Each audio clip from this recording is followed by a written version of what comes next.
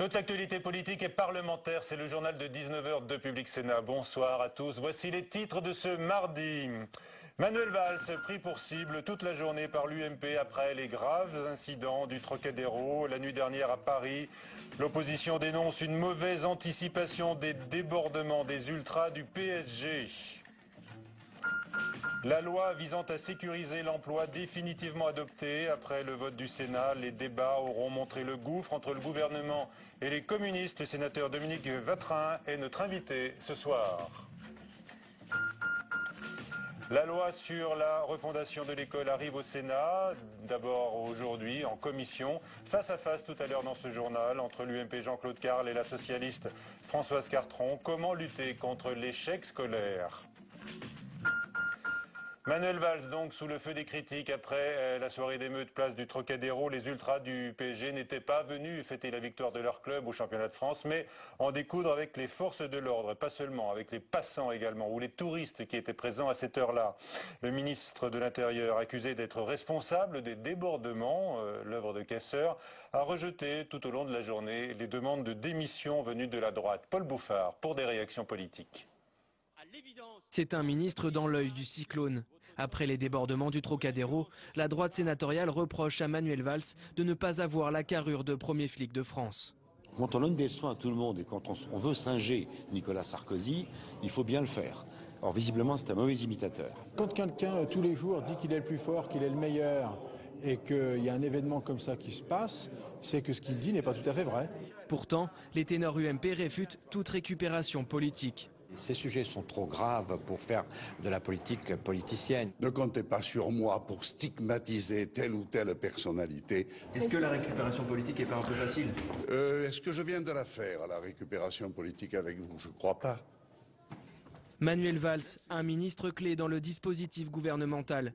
La majorité présidentielle fait corps et s'insurge contre cette charge. Enfin, presque. C'est la responsabilité du club ou du ministère de l'Intérieur qui aurait dû peut-être pas donner d'autorisation?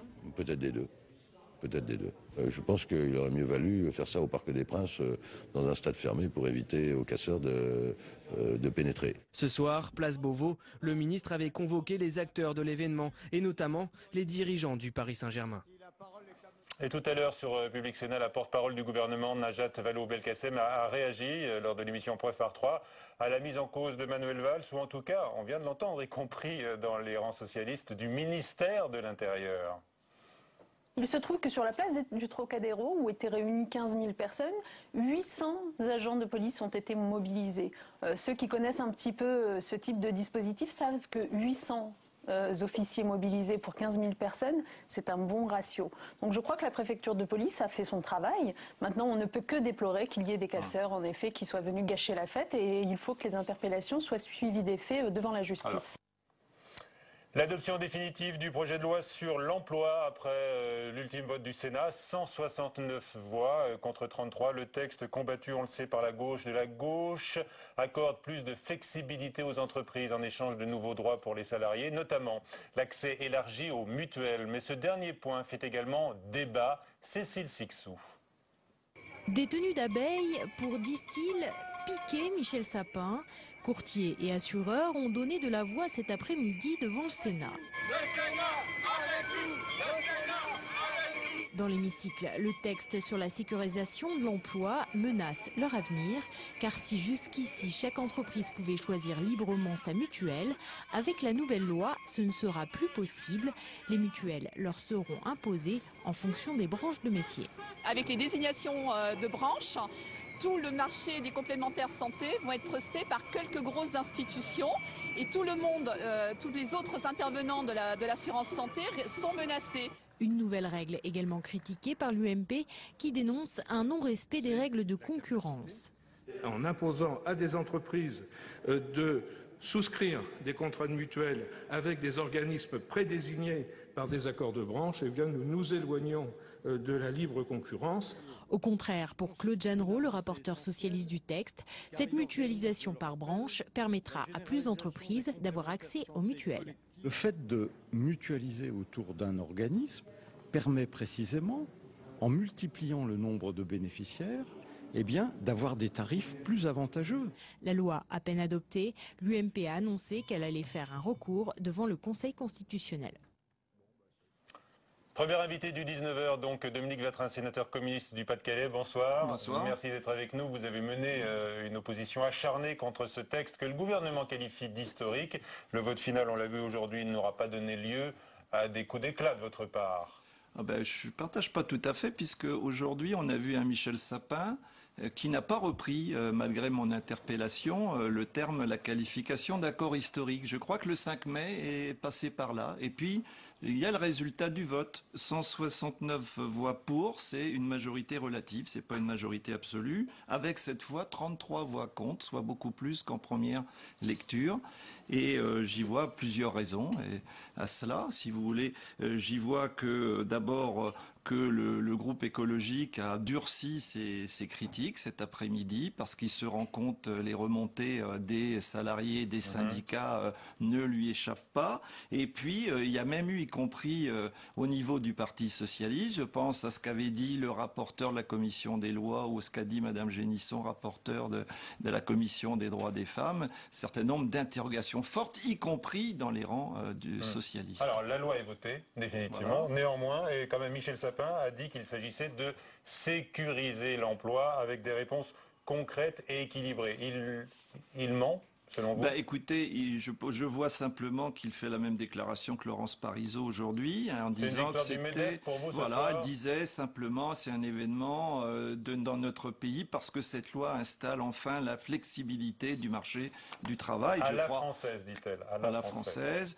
Donc on peut prendre beaucoup d'exemples. Et moi je crois que c'est d'abord un texte qui fait basculer les protections de la loi, par exemple sur des sujets aussi fondamentaux que le temps de travail, les salaires, les droits de recours, dans un champ conventionnel. Et donc au lieu d'avoir finalement un texte qui sécurise les licenciements et qui sécurise l'emploi, on a au contraire un texte qui institutionnalise les salariés comme étant les variables d'ajustement à la conjoncture et qui fait voler en éclats le droit du travail. Si c'est pour sauver les emplois. Si c'est pour sauver les emplois, mais on ne sauvera pas les emplois en les détruisant. On est dans une logique tout à fait contraire.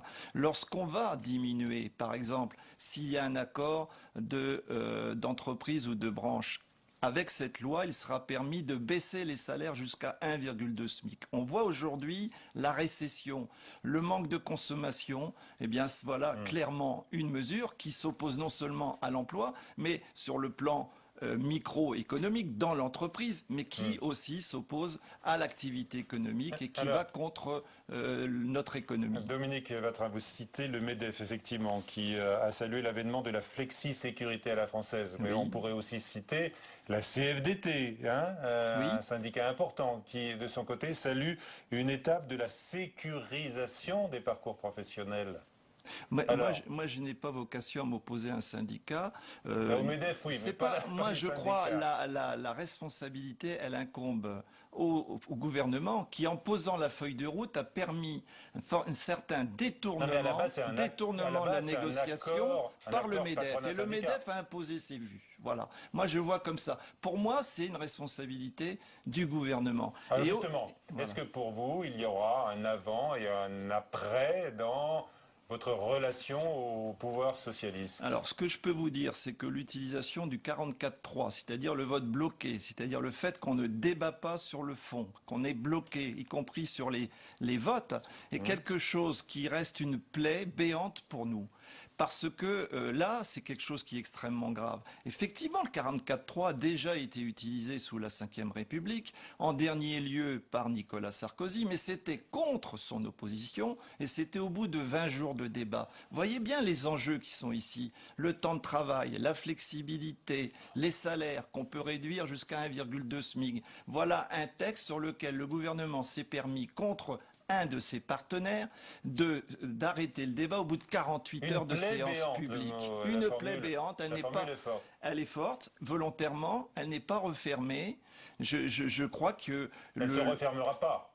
Si, bien sûr, Ah bon? une plaie peut toujours se cicatriser. Qu'est-ce que vous attendez Il faut que le gouvernement rompe avec les logiques libérales qui sont les siennes en ce moment, et on pourrait trouver d'autres exemples qui changent de cap. C'est en tout cas notre combat. C'est pas l'intention de Nous François essayons Hollande de rassembler, justement, comme nous l'avons fait le 5 mai, tous ceux qui sont de bonne volonté pour une vraie politique de gauche dans ce pays. Et le gouvernement ferait bien d'entendre les avertissements de la rue et les avertissements de ses partenaires. On est très gentils, on discute au Parlement. Bien sûr, on exprime nos critiques par des votes, mais je crois que tout cela devrait être entendu par le Premier ministre et par le Président de la République.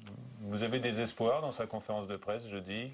Écoutez, moi ça m'inquiète un petit peu. On a annoncé un certain nombre de mesures libérales. Je note que demain, à l'Assemblée nationale, le texte sur l'amnistie, qui a quand même été proposé par les sénateurs communistes. Donc nous avons mis la main dans le cambouis, nous avons discuté de cela. Des amendements socialistes ont été adoptés, parfois contre notre avis. Mais au final, on arrivait à un texte qui permettait d'amnistier nombre de syndicalistes sanctionnés depuis 5 ans. Eh bien, j'observe que demain, à l'Assemblée nationale, ce texte va être enterré. C'est extrêmement grave. C'est pour ça que je vous disais, la plaie est béante. Elle n'est pas refermée parce que le gouvernement s'entête à imposer une logique libérale qui n'est pas, malheureusement, celle qu'attend le pays. Est-ce que votre prochain combat, ce sera la réforme des retraites, avec l'allongement annoncé de la durée de cotisation et la baisse des pensions? Est-ce que vous voyez une différence avec les réformes qui ont été engagées sous la droite? On a l'impression... En tout cas, c'est pas joué, mais les pistes qui sont évoquées sont extrêmement inquiétantes. Nous, on a toujours dit que la solution au problème des retraites, c'était la relance de l'emploi et la relance des salaires, donc source de cotisations sociales nouvelles, pour faire perdurer notre système de solidarité. Alors après le 5 mai, vous allez redescendre dans la rue? Bien écoutez, il y a déjà un prolongement qui est annoncé par le Front de gauche, parce que c'est pas notre habitude de lâcher le morceau, et il y a des prolongements dans les différents départements. Mais écoutez, je vais vous dire moi une chose sur l'ANI, l'accord de sécurisation. Il y a une entreprise de mon département, le Pas-de-Calais, qui se prévaut, avant même le vote de la loi de cet accord, pour imposer une baisse du temps de travail et une baisse des salaires à ses salariés. Ça se passe à Vibreux, dans mon département, pour dire tout l'enjeu qu'il y a à continuer notre action. Merci Dominique Vatrin d'avoir été avec nous ce soir. Un nouveau virement suspect sur les comptes de Claude Guéant, 25 000 € provenant de Jordanie, révèle l'Express. Mais l'ancien ministre de l'Intérieur, cette fois, a choisi le silence, contacté notamment par l'agence France-Presse. Il s'est refusé à tout commentaire. François Hollande déjeunera demain, Monsieur Vatrin, ça va vous intéresser, avec les membres de la Commission européenne. On sait que la Commission européenne met la pression sur Paris J'ai l'impression qu'il y ait des efforts de réforme et de sérieux budgétaire, alors qu'un sondage indique que les Français sont l'un des peuples qui désormais croient le moins dans le projet européen. 41% seulement se disent favorables à l'Union. Mathilde Bélanger et Louis Sibyl. Entre les Français et l'Europe, le désamour n'a jamais été aussi grand. L'an dernier, 60% de nos concitoyens se disaient favorables à l'Union européenne. Cette année, ils ne sont plus que 41% selon les résultats d'une étude américaine. C'est effectivement inquiétant et c'est la résultante, entre guillemets, une faute collective, je le dis, où nous n'avons pas su expliquer à nos concitoyens que l'Europe était une chance. L'Europe n'est vécue qu'au négatif, malheureusement. Et quand je dis ça, je ne m'en réjouis pas. Mais c'est ça que les gens vivent. Et donc faire rêver les gens avec de telles dispositions, avec de tels choix politiques, c'est pas possible. Il faut vraiment inverser les choses, changer de logiciel et redonner vraiment une perspective de progrès pour tous. 63 ans après la fondation de l'Union, la crise économique aura donc eu raison du rêve européen. Les Français restent pourtant majoritairement attachés à l'euro, mais pour 77% d'entre eux, l'intégration a été néfaste pour l'économie du pays. L'Europe dans laquelle nous vivons aujourd'hui est une Europe qui s'est éloignée des préoccupations quotidiennes de nos concitoyens, qui est vécue comme un instrument administratif, coercitif, comme une contrainte.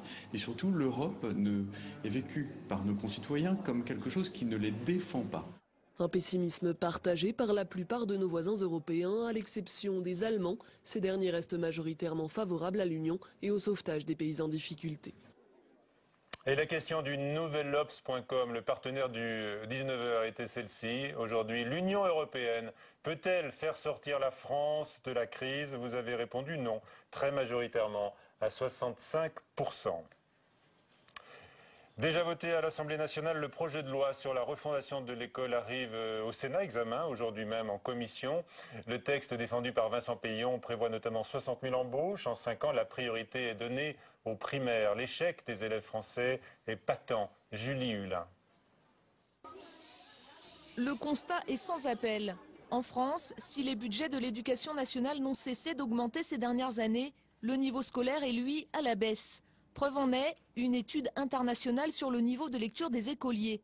Avec 520 points, elle place la France au 29e rang sur 45. Des résultats qui se sont dégradés ces 10 dernières années, symptomatiques d'une école qui n'aurait pas su s'adapter. C'est un système qui est arc-bouté sur le passé, qui ne considère pas que la société évolue et que le monde évolue et que l'école doit évoluer.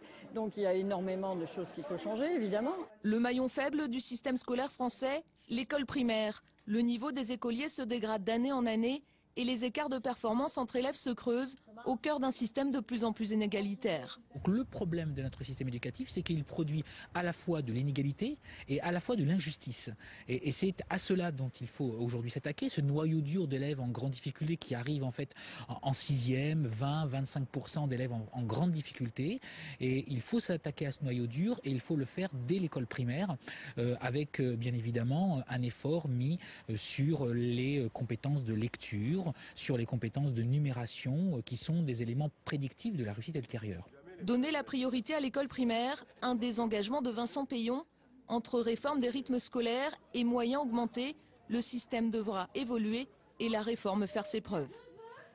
Pour débattre donc de cette question qui hélas revient toujours dans l'actualité en raison des mauvais résultats de la France en termes de réussite scolaire, n'est-ce pas Madame Cartron? Tout à fait. Vous êtes avec nous, Françoise Cartron, vous êtes sénatrice PS de Gironde et rapporteur de ce projet de loi de refondation de l'école. Et face à vous, Jean-Claude Carle, sénateur UMP de Haute-Savoie, qui publie cet opuscule. Tous les élèves peuvent réussir. Je lis en sous-titre « Aidons les enseignants à concrétiser cette réalité ». Vous dites qu'il faut les aider. Enfin, il y a des propositions dans ce que vous écrivez là qui pourraient faire débat, notamment en termes de rémunération.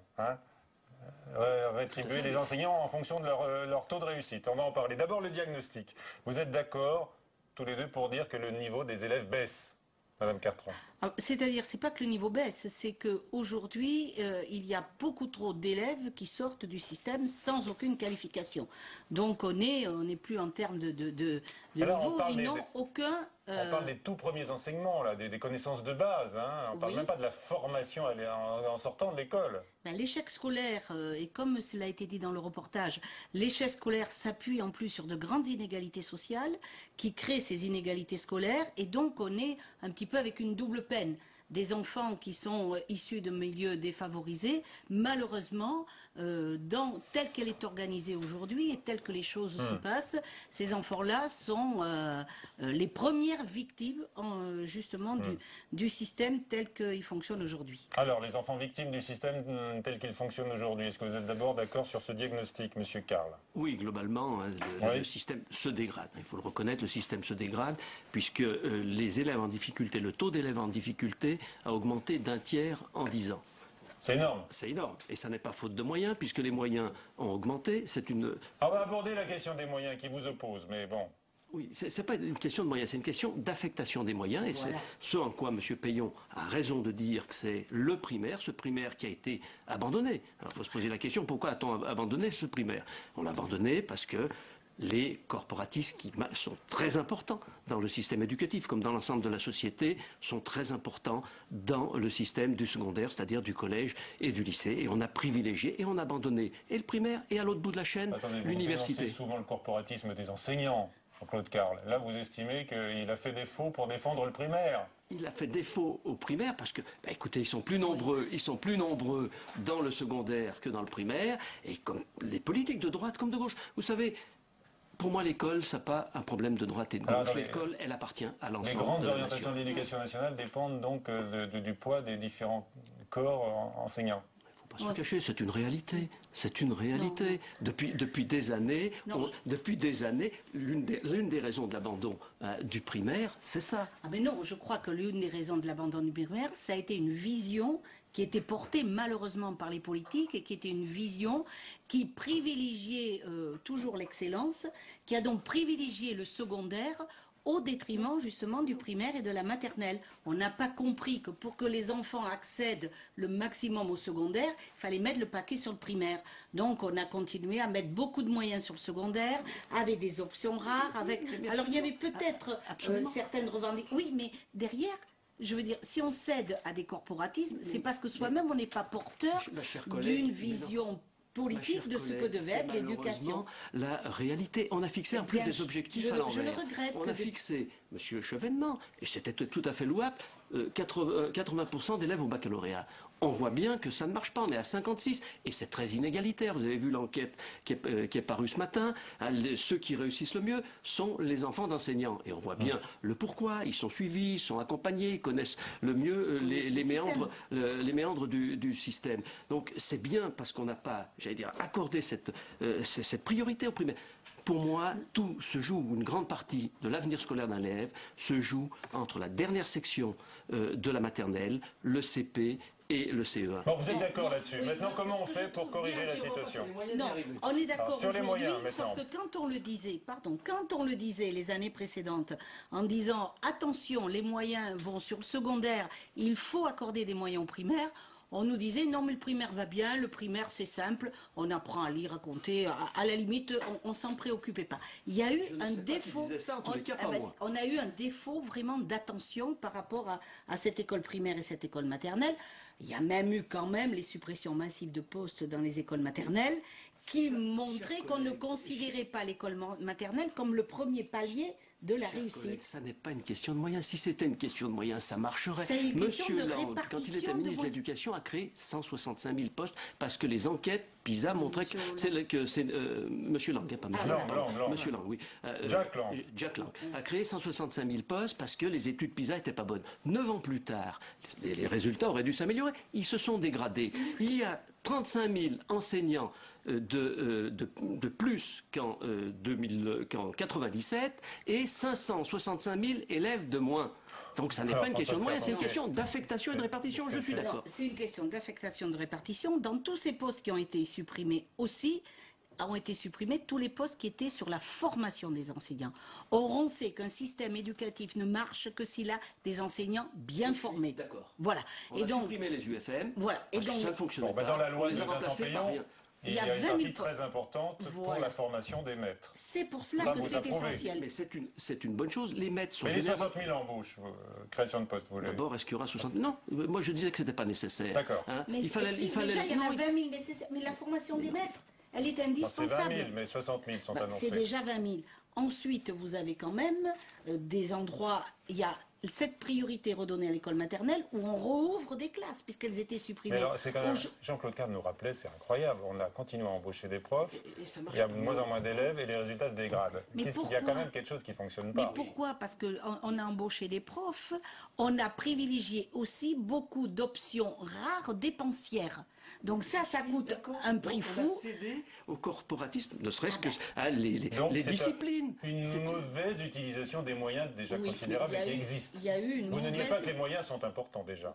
Ils sont peut-être mal utilisés. Je dis qu'ils sont très mal utilisés. Mal utilisés, d'accord. Très mal utilisés. Ça, c'est vous qui êtes d'accord avec votre mise à demain, utilisés, très mal répartis. Sauf que demain, c'est vrai aussi que c'est pas que le corporatisme. Vous avez les pressions des parents. Et les parents dans les lycées, quand vous allez annoncer que vous allez mettre moins de moyens dans certains lycées prestigieux, vous allez voir, ce n'est pas que les corporatismes enseignants. Chers collègues, je dis les corporatismes, ceux des enseignants, ceux des parents et ceux des élus que nous sommes. Car nous sommes tous, il faut faire des économies, mais nous sommes tous prêts à dire qu'il faut les faire dans la commune d'à côté.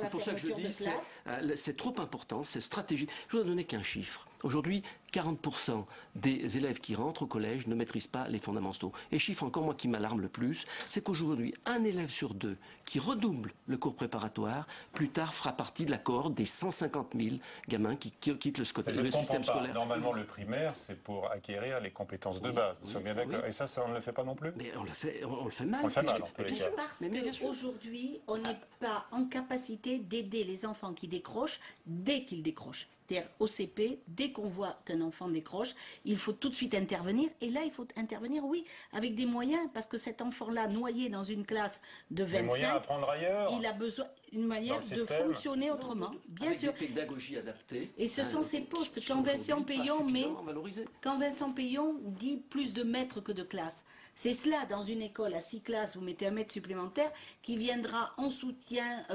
épauler le gamin qui, dès qu'il... C'est ce qui se fait en Finlande. Oui. Et ça marche. Oui, mais à condition qu'on se concentre sur les fondamentaux. Car moi, je suis d'accord pour la morale laïque. Mais si le gamin ne sait pas lire, quel bénéfice il va tirer de la morale laïque? Donc concentrons-nous en CP, en CE1 sur les fondamentaux. Après, je fais confiance aux enseignants. Pour quand les jeunes auront acquis ces fondamentaux, qu'ils puissent instiller de la morale laïque, de l'éveil, du sport. C'est ma deuxième passion.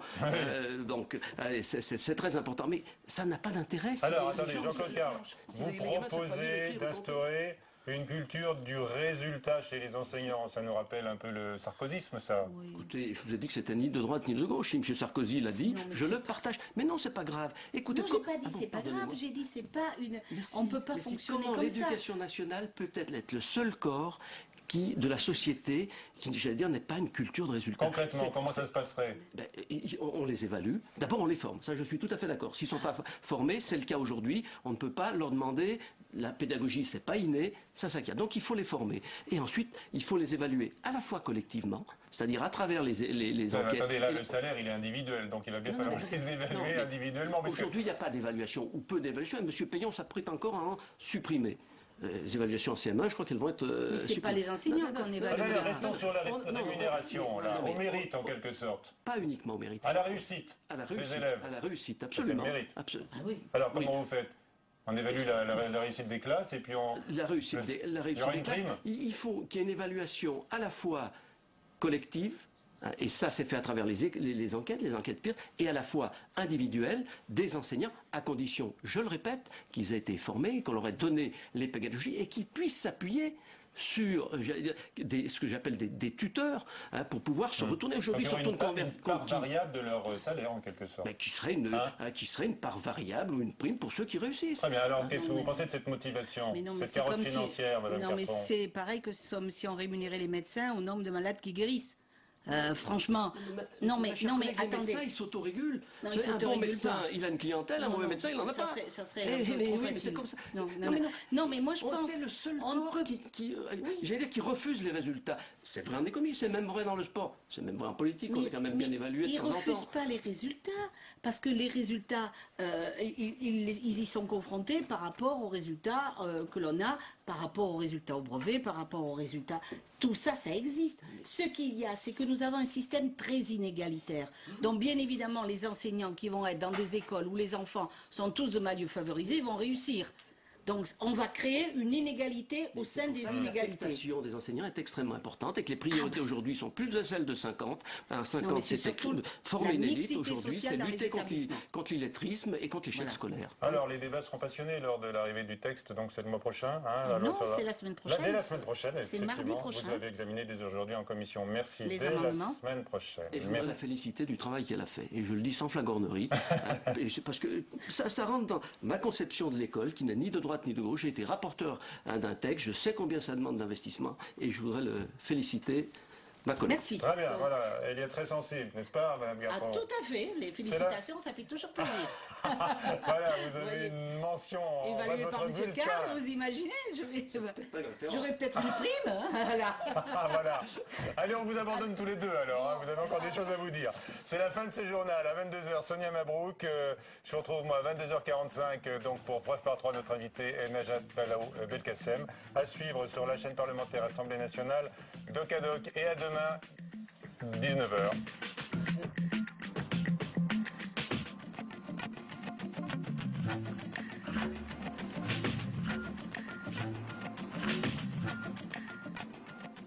s'attaquer à moi, c'était comme s'il s'attaquait à toute la génération Ikea.